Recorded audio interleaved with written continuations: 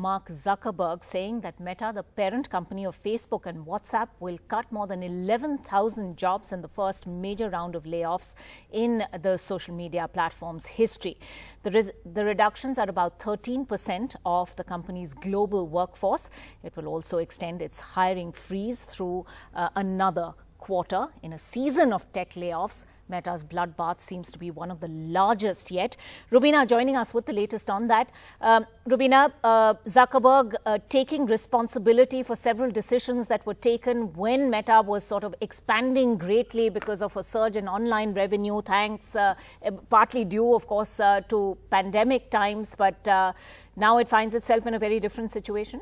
Yes, as you know, that the Silicon Valley bloodbath continues, and Mark Zuckerberg has announced that Facebook will let go of 13% of its employees starting today.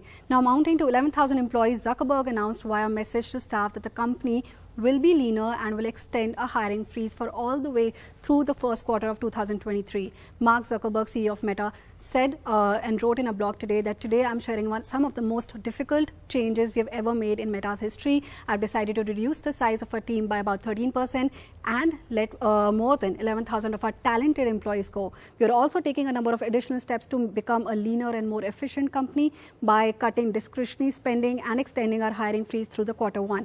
Now, Facebook is offering its employees a minimum of 4 months, those who have been impacted, of base pay as severance, paid time off, health insurance for 6 months, 3 months of career support, as well as immigration support.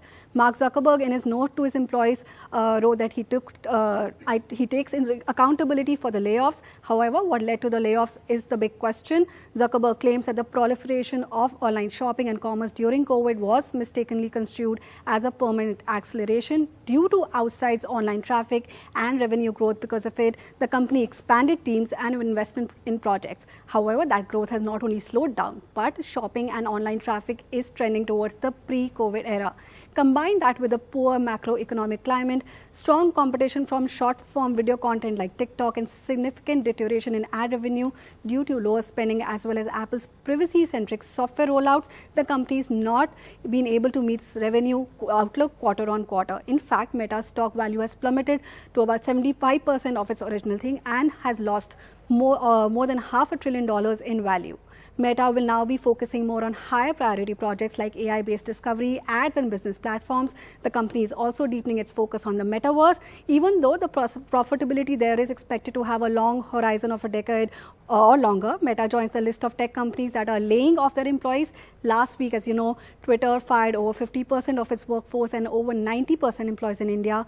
Microsoft layoffs have also begun, and Apple has also made a hiring freeze all of 2023. All right. Thanks very much indeed, Rubina, for getting us that overview.